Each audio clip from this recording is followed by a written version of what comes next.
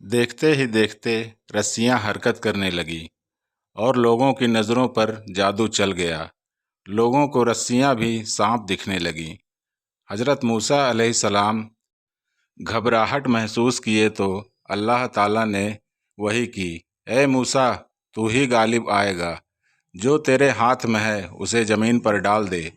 اور حضرت موسیٰ علیہ السلام نے اپنی لاٹھی زمین پر ڈال دی۔ جیوں ہی لاٹھی زمین پر گری وہ سانپ بن گئی اور جادوگروں کی رسیوں کو نگلنا شروع کر دیا۔ جادوگروں نے یہ منظر دیکھا تو وہ سمجھ گئے کہ یہ کوئی جادو نہیں ہے، یہ اللہ کی طرف سے ہی ہے۔ وہ ترنت سجدے میں گر گئے اور انہوں نے کہا، ہم بھی موسیٰ اور ہارون کے رب پر ایمان لاتے ہیں۔ جب فرعون نے دیکھا سارے جادوگر ایمان لے آئے ہیں، تب اس نے کہا، تم لوگ موسیٰ کے رب پر ایمان کیسے لا سکتے ہو؟ موسیٰ نے تم پر بھی جادو کر دیا ہے۔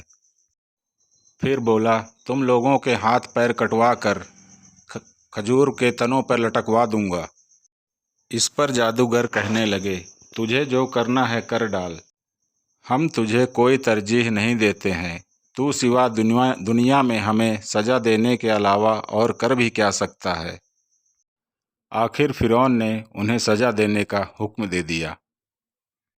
اللہ تعالیٰ نے فرعون کی قوم پر 9 عذاب نازل کیے، جیسے ٹڈیوں کا آنا، خون کی بارش، میںڈکوں کا آنا وغیرہ وغیرہ۔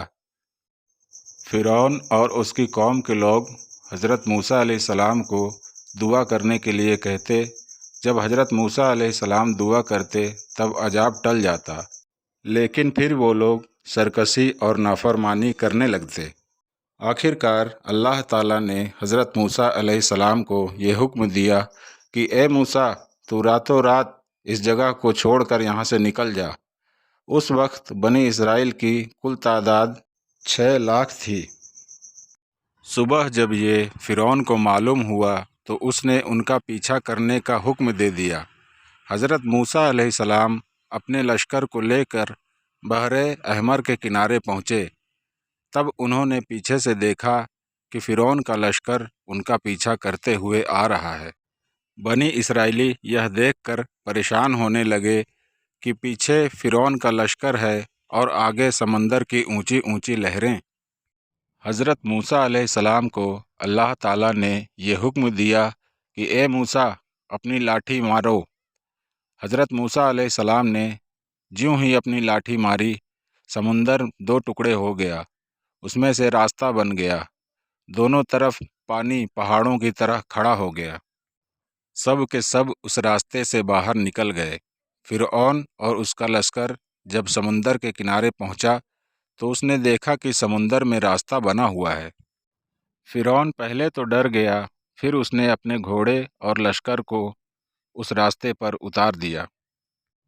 بنی اسرائیل کا آخری آدمی اس راستے سے نکل رہا تھا اور فرعون کا آخری آدمی اس سمندر میں داخل ہو رہا تھا۔